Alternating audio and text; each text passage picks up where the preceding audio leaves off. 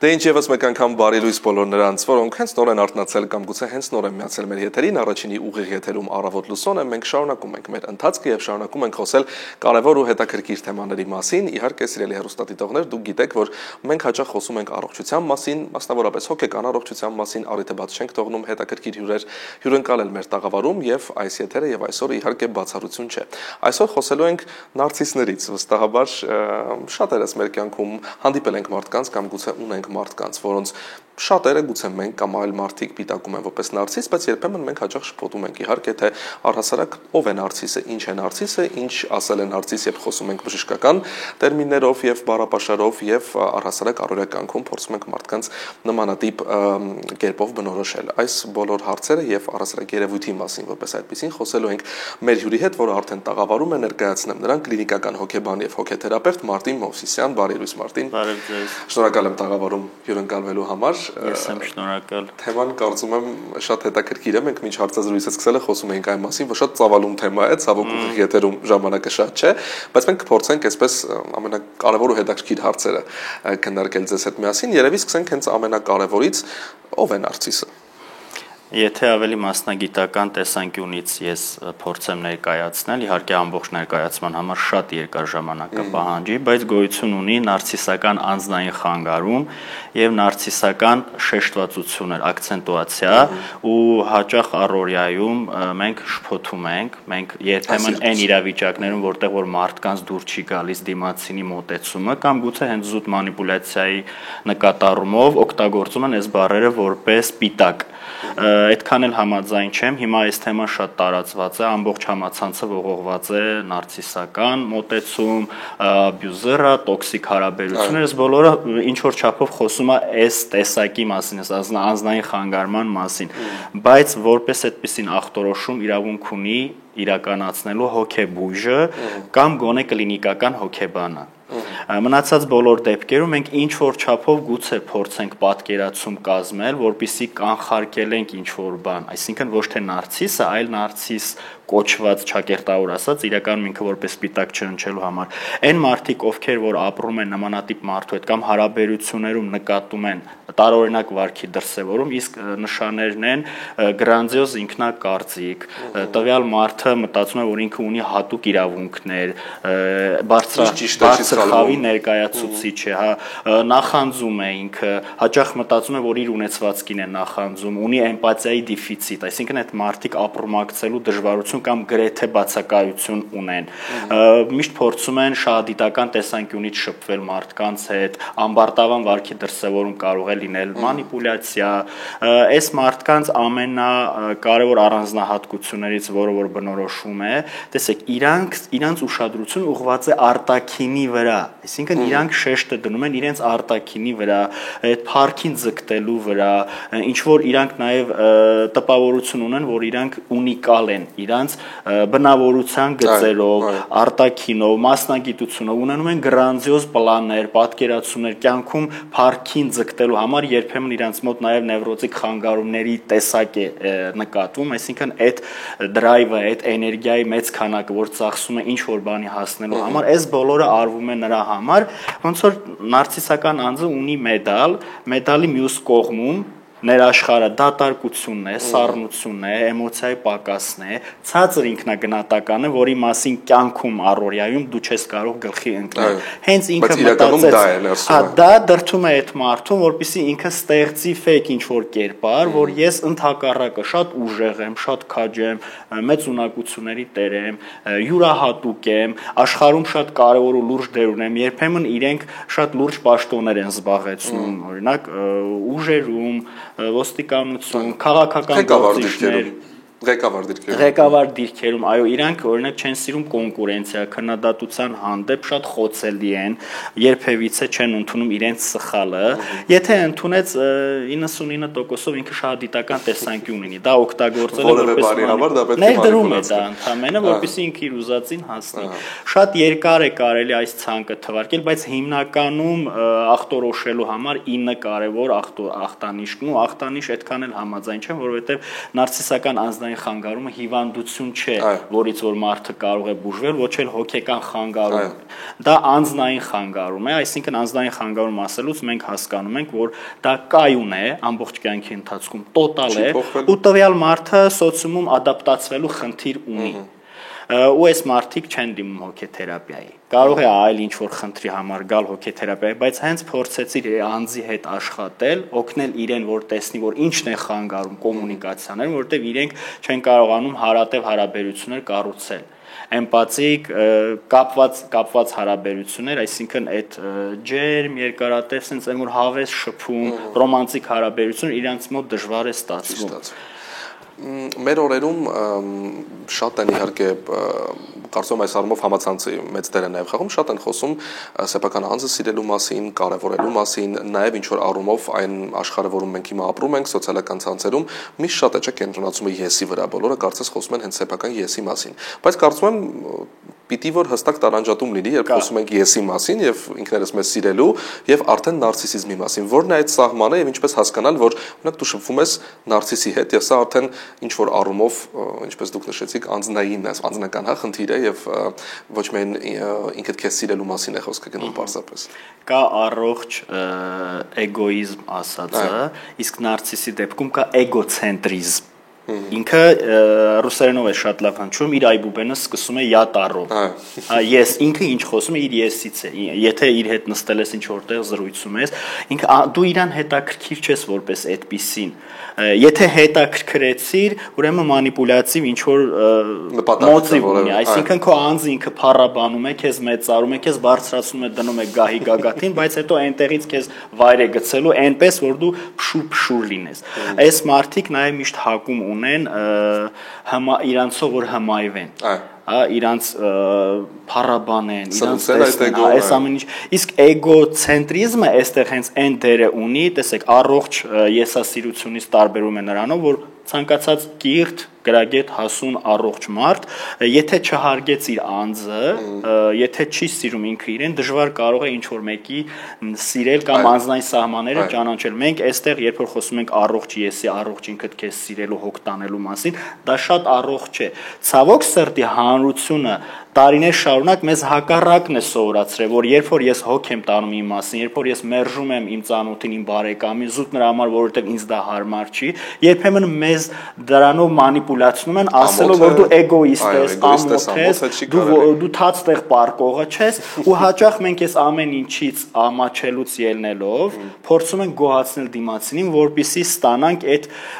ընդունումը, այդ մենակ չզգանք, ինչ որ խմբի, ինչ որ ընկերների, ինչ որ մարդկանց մի մասը կազմենք, ու հաճախ մենք զոհաբերում ենք մեզ, մեր ուժերը, մեր էներգիա, մեր բայց դա բնազն է մեր կարծես, թե մենք ուզում ենք մենք բոլորը սոցիալական էակներ ենք ու ուզում ենք ինտեգրվենք եւ գնում ենք այդ զոհաբերությունների, բայց հիմա խոսում ենք զոհաբերությունների մասին, շատ կարևոր հատկանիշներ եք նշում, վստահ եմ յուրաքանչյուր իր կյանքում կլինի դա աշխատավայրում, գուցե անձնական կյանքում, ընկերական շրջանում հանդիպում են նմանատիպ մարդկանց եւ այս դեպքում ինչպես չդառնալ զոհը նմանատիպ մանիպուլյացիաների, ինչպես կարողանալ դիմակայել, եթե դա անել այսպես առողջ եւ ճիշտ քայլերի միջոցով։ Դավիթ ջան, դժվար է միանգամից այնպես պատասխանել, որ բոլորը այս տեսանյութը նայելով փորձեն պաշտպանված զգալ, որովհետեւ եկեք չմոռանանք, որ երբեմն հմուտ աղվեսը երկու ոտքով է անգնում թակարդը, բայց համենայն դեպս այսօր ինտերնետում ինֆորմացիան բավականին արդեն լայն տարածում է ստացել ու հնարավոր է ինչ որ չափով ճանաչել հենց այդ էգոցենտրիզմի հետ կապված մարդը երբ որ ապրումակցելու դժվարություն ինքը բայց կարողանում է շատ ուժեղ նույնականանալ էմպաթիկ մարդու հետ այդ եթե մասնագետ չի դժվար է, բայց անհնարին չի։ Որոշ դեպքերում, երբ որ դու իր հետ սկսես երկար շփվել, հարաբերություններում առավել եւս ռոմանտիկ հարաբերություններում նարցիսական ազգային խանգարում ունեցող անձը շատ ճոխ ձևով քեզ կարողանում է գայթակղել։ Առավել եւս, երբ որ խոսում ենք հակառակ սեռի հարաբերությունների մասին, նա արագ, նա կարծես այդ իրականությունը չէ։ Այո, շատ արագ ինքը կարողանում է քեզ բերել հուզական ճոճանակի գագաթնակետին հասնել, այսինքն կայթակղել, հրապուրել, նա արագ հասկանում է ինչի կարիք դու ունես, ինչով կարող է ինքը քեզ օգտակար լինել։ Ու այս բոլորը ներդրում է, դա անում է մինչև այն փուլը, քանի դեռ դու իրեն պետք ես, այսինքն սա իր սիմպտոմներից մեկն է, շահադիտական տեսանկյուն, օգտագործող տեսանկյուն եւ դրանց անմիջապես հետո ամբարտավան վերաբերմունք։ Երբ որ ստացավ